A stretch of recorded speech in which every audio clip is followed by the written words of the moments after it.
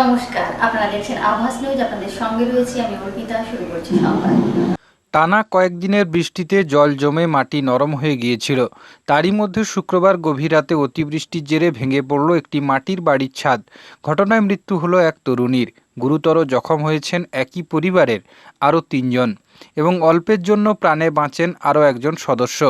ঘটনাটি ঘটেছে ঝাড়গ্রাম জেলার বিনপুর ২ নম্বর ব্লকের শিলদা গ্রাম পঞ্চায়েতের সুকজোড়া গ্রামে। শুক্রবার রাত প্রায় ১টা নাগাদ হঠাৎই বাড়ির ছাদ ভেঙে পড়ে ভিতরে থাকা ৫ সদস্যের উপর। স্থানীয় সূত্রে জানা গেছে, দুর্ঘটনার পর গ্রামবাসীরাই উদ্ধার কাজে নামেন। আহতদের দ্রুত বেলপাহাড়ি গ্রামীণ হাসপাতালে নিয়ে যাওয়া হলে চিকিৎসকেরা ১৯ বছর বয়সী পিঙ্কি দাসকে মৃত বলে ঘোষণা করেন। আহতদের মধ্যে রয়েছেন সুজিত দাস, বয়স ২৪, মৃণাল দাস, বয়স ৫১ এবং মামনি দাস, বয়স ৪০। তাদের প্রাথমিক চিকিৎসার পর ঝাড়গ্রাম মেডিকেল কলেজ ও হাসপাতালে স্থানান্তরিত করা হয়েছে। বর্তমানে সেখানে তাদের চিকিৎসা চলছে। ৫ জনের মধ্যে একজন সদস্য অল্পের জন্য প্রাণে বেঁচে যান বলে জানা গিয়েছে। পরিবার সূত্রে জানা গেছে, দীর্ঘদিন ধরে সরকারি আবাস যোজনার বাড়ি না পাওয়ায় বাধ্য হয়ে মাটির বাড়িতেই বসবাস করছিলেন তারা। পরিবারের এক সদস্য বাইরে শ্রমিকের কাজ করে সংসার চালাতেন এবং পাকা বাড়ি তৈরির পরিকল্পনাও ছিল, কিন্তু তার আগেই এই মর্মান্তিক দুর্ঘটনায় প্রাণ হারালেন তার বোন পিঙ্কি দাস। ঘটনার পর প্রশাসনের আধিকারিকরা এলাকায় পৌঁছান এবং পরিস্থিতি খতিয়ে দেখেন। ঘটনায় শোকের ছায়া নেমে এসেছে গোটা এলাকায়।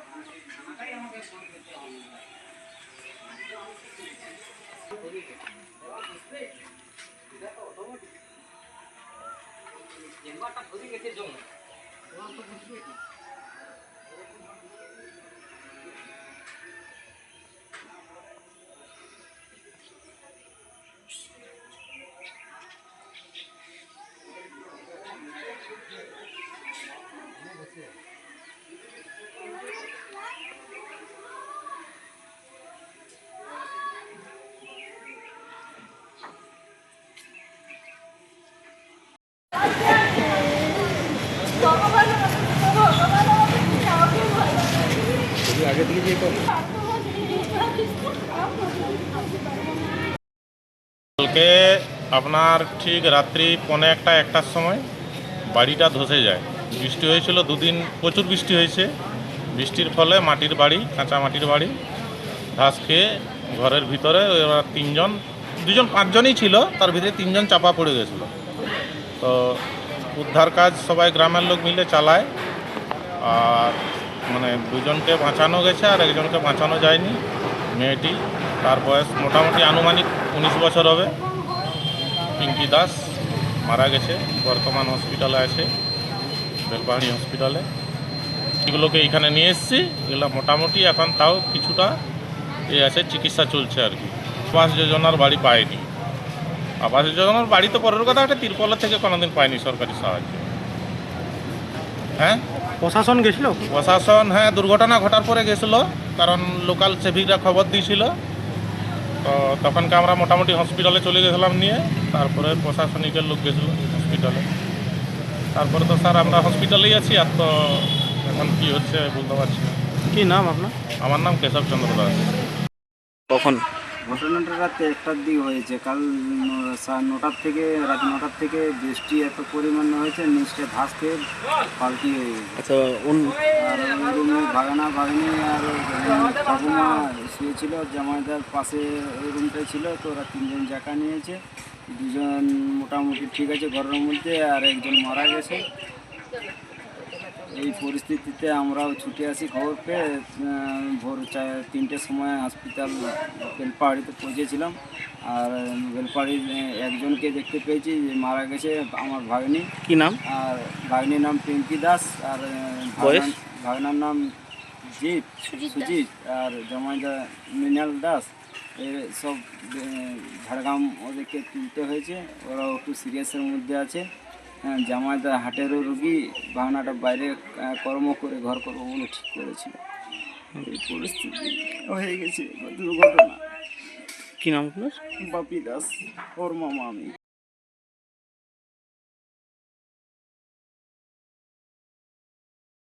ভোট গণনা কেমন হবে, কিভাবে হবে তা নিয়ে অবিভক্ত মেদিনীপুরের ৩৫টি বিধানসভা কেন্দ্রের প্রার্থী, এজেন্ট এবং বিজেপি নেতাদের নিয়ে বৈঠক হলো মেছেদার একটি গেস্ট হাউসে। উপস্থিত ছিলেন দিলীপ ঘোষ, দিব্যেন্দু অধিকারী, রাজ্য সভাপতি শ্রমিক ভট্টাচার্য, কেন্দ্রীয় নেতৃত্ব ভূপেন্দ্র যাদব, জেপি রাঠোর, সুনীল বনসল, অমিত মালব্য সহ ৩৫টি বিধানসভা কেন্দ্রের বিজেপি প্রার্থীরা। বৈঠক শেষে দিলীপ ঘোষ বলেন, সরকার গড়ার প্রস্তুতি চলছে। প্রথম দফার শেষে তৃণমূল বুঝে গেছিল তারা হারছে, তাই দ্বিতীয় দফায় গণ্ডগোল করেছে। এখানেও একজন ডোনাল্ড ট্রাম্প আছেন, তিনি পরাজয় মানবেন না, দরকার পড়লে বোম মেরে উড়িয়ে দেবেন। কাউন্টিংয়ের দিন গণ্ডগোল করতে পারে, কারণ হার মেনে নেওয়া মুশকিল। বৈঠক শেষে শ্রমিক ভট্টাচার্য বলেন, রাজ্য যে গণনা কেন্দ্রিক মামলা করতে গিয়েছিল তার জন্যে কপিল সিব্বলকে কত টাকা দিয়েছিল তা সরকার এসে জানাবো। তৃণমূলকেই জনগণ খারিজ করে দিয়েছে, মামলা নতুন কি?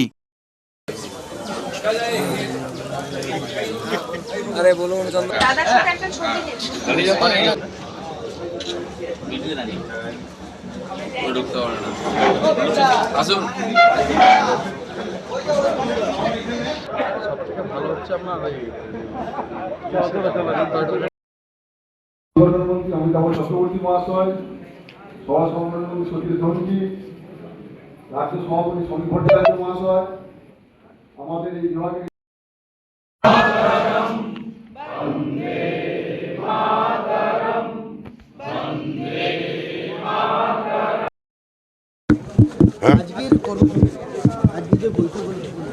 পার্টির ভেতরের ব্যাপার, বাইরের কথা বলবো কেন? গণনা কেন্দ্রে সুপ্রিম কোর্টের নির্দেশ দিয়েছে যে গণনা কেন্দ্রে রাজ্যের কর্মীদের নিয়োগ নিয়ে যে মামলা, ওই গণনা কেন্দ্রিক মামলাটা যে করতে গেছিল না, কপিল সিব্বলকে কত টাকা ফিস দিয়েছে, আমরা সরকারে এসে আজকের দিনে আপনাদের কত টাকা খরচা হলো, আপনাদেরই ট্যাক্সের টাকা তো আমরা জানাবো।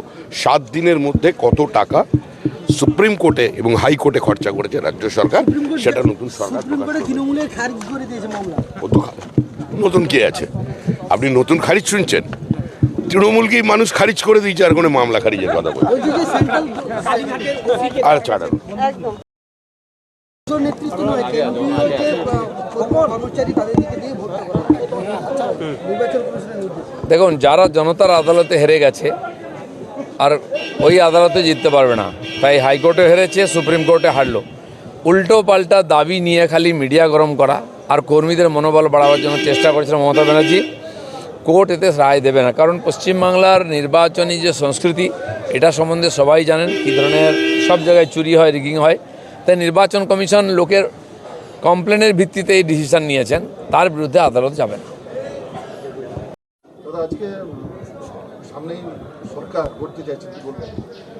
সরকার গড়ার প্রস্তুতি চলছে, মানুষ তো বলেই দিয়েছে আমরা আপনাদেরকে জিতিয়েছি। সে জিতটা সম্পূর্ণ 4 তারিখ হবে, তার আগে গতবারে যেগুলো আমরা করিনি, কাউন্টিং এজেন্টকে প্রশিক্ষণ দেওয়া, পোলিং এজেন্টকে দেওয়া আর ওদের প্রশিক্ষণ দেওয়া, সেটা চলছে সব জায়গায় ব্যাপকভাবে, যাতে কোথাও কোনো ভুলচুক না হয়। মানুষের আশীর্বাদ যেন ঠিক জায়গায় পড়ে এবং সেই আশীর্বাদ নিয়ে বিজেপি সরকার করে যেন তাদের মনের ইচ্ছা পূর্ণ করতে পারি, তার প্রস্তুতি চলছে। ফলাফল হয়ে গেছে। প্রথম ফেজের ভোটিং 2-3 ঘন্টার মধ্যে টিএমসি বুঝে গেছে তারা হারছে, তখন থেকে ড্রামা শুরু হয়েছে। শেষের দিকে গণ্ডগোল করার চেষ্টা করেছিল, তাদের নিজস্ব এলাকা যেটা জিতে আছে সেটাও করতে দেয়নি নির্বাচন কমিশন। এখানে করেছিল গণ্ডগোল, সেখানে রিপোলিং হচ্ছে, তো সমস্ত রাস্তাই বন্ধ করেছে। একটাই হচ্ছে ইলেকশনের দিন, কাউন্টিংয়ের দিন কিছু গণ্ডগোল করতে পারে, কারণ এখানেও তো একটা ডোনাল্ড ট্রাম্প আছেন, তিনি পরাজয় মানবেন না, দরকার হলে বম মেরে উড়িয়ে দেবেন, গণ্ডগোল করে দেবেন, কাউন্টিং বন্ধ করে দেবেন, সেটাও করতে পারে টিএমসি, কারণ হার মেনে নেওয়া খুব মুশকিল। যারা খুব স্বৈরাচারী হয় তারা হার মেনে নিতে পারে না। হ্যাঁ, 15 জন হবে, আগেই আশা ছিল। যেখানে যেখানে কমপ্লেন এসছে আর মনে হয়েছে গণ্ডগোল হয়েছে, হওয়া উচিত। আরে 400ই নিন না, উনি কে না বলেছে? 4 তারিখ অবধি সব সিট ওনাকে দিয়ে দিচ্ছি আমরা। 4 তারিখ দুপুরের পর থেকে আমরা জিতবো, আমরা সরকার গঠন করব।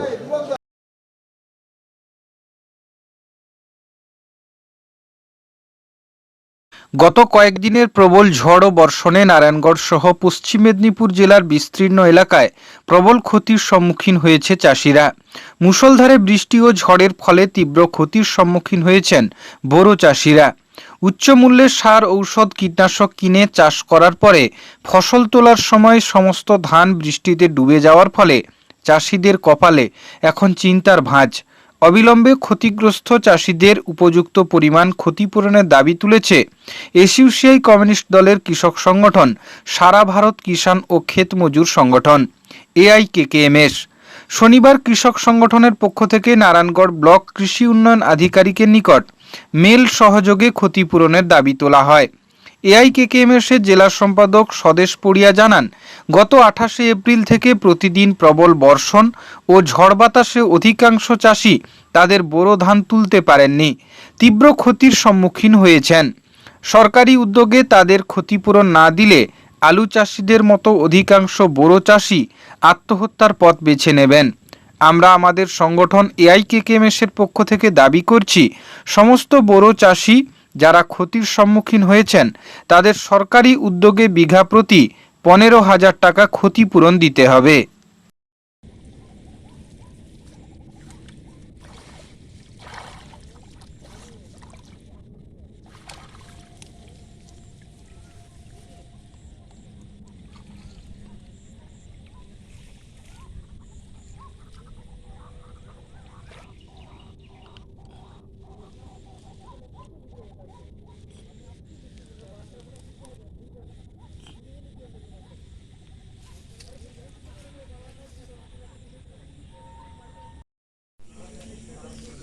আপনারা সকলেই জানেন, বিগত 28 তারিখ থেকে 28শে এপ্রিল থেকে এই পশ্চিমবঙ্গের দক্ষিণবঙ্গ বিস্তৃত জেলায় লাগাতার যে বর্ষণ, বোরো চাষের প্রভূত ক্ষতি হয়েছে।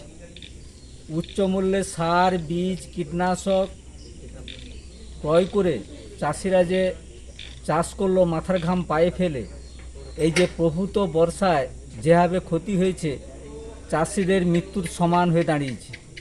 ইতিমধ্যেই যদি প্রশাসন এক্ষেত্রে উপযুক্ত ভূমিকা না নেয় এবং একর একর জমি যেভাবে জলের তলায় ভেসে গিয়েছে, তার থেকে যদি চাষিদেরকে বাঁচাতে হয়, বিঘা প্রতি 15,000 টাকা করে যদি ক্ষতিপূরণের ব্যবস্থা না করে, তাহলে আলু চাষিদের মতো পশ্চিমবাংলায়ও হাজার হাজার বোরো চাষিরা ক্ষতিগ্রস্ত হবে এবং আত্মহত্যার সামিল হবে। তাই আমরা বিডিও, এডিএ এবং সমস্ত জেলা শাসকের কাছেও আমরা বলবো যে এক্ষেত্রে তারা যাতে উপযুক্ত ভূমিকা নেয় এবং চাষিদের বাঁচানোর ক্ষেত্রে উপযুক্ত পদক্ষেপ নেয়। সেজন্য আমরা অল ইন্ডিয়া কিষাণ ক্ষেত মজদুর সংগঠন AIKKMS এর পক্ষ থেকে আমরা দাবি জানাচ্ছি, আগামী দিনে এই ক্ষতিগ্রস্ত চাষিদের নিয়ে আরও বৃহত্তর আন্দোলন আমরা গড়ে তুলব।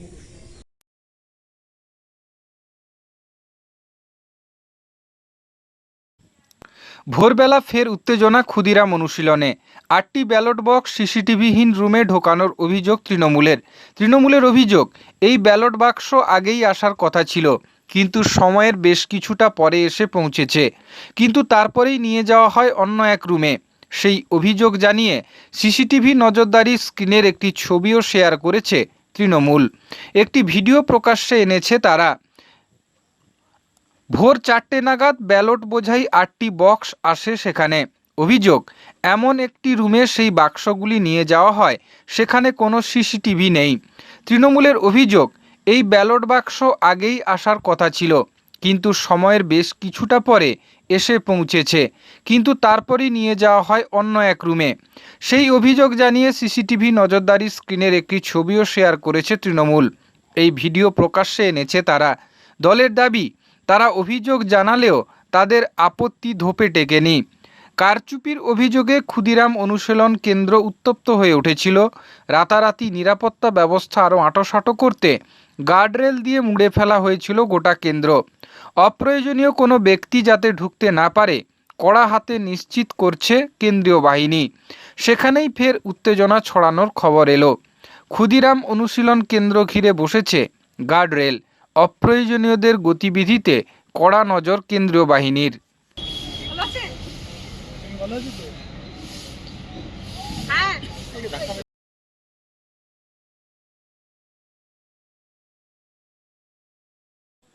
ভুয়ো টিকিট দেখিয়ে মালদা মেডিকেলের ওয়ার্ডের ভেতরে প্রবেশ করতে বাধা দেওয়ায় নিরাপত্তা রক্ষীদের উল্টে মারধর করার অভিযোগ রোগীর পরিজনদের বিরুদ্ধে।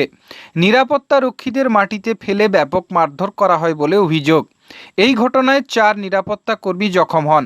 এক মহিলা নিরাপত্তা কর্মী মালদা মেডিকেলে চিকিৎসাধীন। বাকিদের প্রাথমিক চিকিৎসার পর ছেড়ে দেওয়া হয়। 5 মহিলার বিরুদ্ধে অভিযোগ, এদিকে নিরাপত্তা রক্ষীদের ওপর হামলার সময় মালদা মেডিকেলের পুলিশ ক্যাম্পে জানানোর পর কোনো পুলিশ কর্মীর দেখা পাওয়া যায়নি। এই ঘটনায় নিরাপত্তার অভাব বোধ করছেন খোদ নিরাপত্তা কর্মীরাই। ঘটনাটি ঘটে শুক্রবার সন্ধ্যের দিকে মালদা মেডিকেলের মাতৃমা বিভাগে। জানা গিয়েছে, ইংরেজবাজার শহরের মহেশমাটি এলাকায় বাড়ি অভিযুক্তদের। তাদের এক শিশু ভর্তি রয়েছে মাতৃমার 4 তলায়। এদিন গেট পাস দেখিয়ে একে একে 3 মহিলা ভেতরে প্রবেশ করতে গেলে অতিরিক্ত একজনকে সন্দেহজনকভাবে জিজ্ঞাসাবাদ করেন এক নিরাপত্তা রক্ষী দেবাশিস মণ্ডল। তার টিকিটটি নিয়ে নেওয়া হলে তখন অন্য অভিযুক্তরা এসে প্রথমে দেবাশিসের উপর হামলা চালায়। তাকে বাঁচাতে অন্যান্য নিরাপত্তা কর্মীরা ছুটে এলে তাদের মাটিতে ফেলে মারধর করা হয় বলে অভিযোগ। এই ঘটনায় সঙ্গীতা মণ্ডল নামে এক নিরাপত্তা কর্মী চিকিৎসাধীন। ঘটনায় চাঞ্চল্য ছড়িয়ে পড়ে মাতৃমা বিভাগে।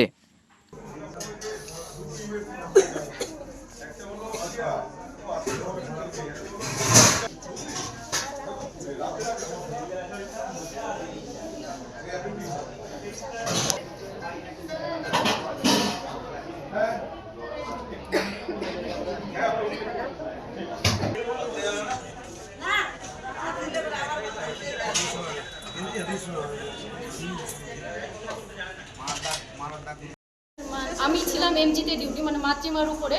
তারপর যখন ঝামেলা হয়, চিৎকার শুনতে পাই, তখন আমি নিচে আসলাম। তার আগে আমাদের যে ছেলে সিকিউরিটি ছিল তাকে তো মেরে দিয়েছে। তারপরে আমাদের যে সিকিউরিটি মেয়ে আছে ওকে তো বেদরক মার, মানে আমি ছোটাতে যাচ্ছি যে ছোটাতে পারছি না, এইভাবে মারছিল। কজন মিলে মারছিল? 5-7 জন ছিল। বেধরক মারছিল, পিঠে মেরেছে, চুল পুরো টেনে ধরেছে। এবার ওই মেয়েটাকে যে ছুটাতে যাচ্ছি, মানে ওকে ছুটাতেই পারছি না, কিছুতেই ছুটাতে পারছি না। সেই মুহূর্তে যখন আমরা পুলিশ ক্যাম্পে ফোন করি, পুলিশ ক্যাম্প থেকে কোনো রেসপন্স নাই। পুলিশ ক্যাম্প যে আসবে আমাদের সহায়তা করবে তার কোনো নাই। এবার আমরা কাকে এগুলো জানাবো? আমাদের তো জানানো উচিত। আমরা কার উপর নির্ভর করে এই ডিউটিটা করবো? আপনাদের কজনকে মারধর করেছে? 4 জনকে। কজন ভর্তি আছে? একজন ভর্তি আছে মেয়ে, আর 2জনকে মেডিসিন দিয়েছে। আর যারা মেরেছে তাদের বাড়ি কোথায়? যারা মেরেছে তাদের মহেশমাটি। আচ্ছা, ওরা 5-7 জন ছিল? হ্যাঁ, 5-7 জন হবে। আমরা ওরা গ্যাং হিসেবে ছিল, ঠিক আছে? একজন তো মারছে, তার সঙ্গে সঙ্গে 5-6 জন ছুটে এসেছে। মেন কি নিয়ে বিবাদটা শুনতে পেলেন? কেন হলো এরকম গন্ডগোল? ওই তো গেট পাস নিয়ে, মানে কিছুই জিজ্ঞেস করা হয়নি। শুধু জিজ্ঞেস করা হয়েছিল যে আপনাদের কাছে তো 2টো গেট পাস থাকা উচিত না, এবার 3টা কেন, এইটুকুই জিজ্ঞেস করা হয়েছিল। এবার ওইটুকু জিজ্ঞেস করতে ওরা উত্তেজিত হয়ে তারপর মারধর শুরু করে। কি দিয়ে মারধর করেছে? হাত দিয়ে, চুল দিয়ে, ধরে নিয়েছে, মোবাইল দিয়ে, তারপর লুচি নিয়েছে। তার আগে তো ভিতরে প্রথমে গন্ডগোল করেছিল, মেরেছে। তারপরে 2-3 জন মহিলা আবার বাইরেও গন্ডগোল করেছে, গাল দিয়েছে, মাথায় প্রচুর হাতে মেরেছে। আমাদের যে সিকিউরিটি ওই প্রচুর মাথায় আঘাত পেয়েছে, চশমা পুরো ভেঙে দিয়েছে, নাক দিয়ে রক্ত পড়ছে, মানে অবস্থা। নাক দিয়ে রক্ত ভর্তি আছে? হ্যাঁ, ভর্তি আছে। আপনার নাম? আমার নাম টিয়া রায়। সংবাদ এই পর্যন্তই। নমস্কার।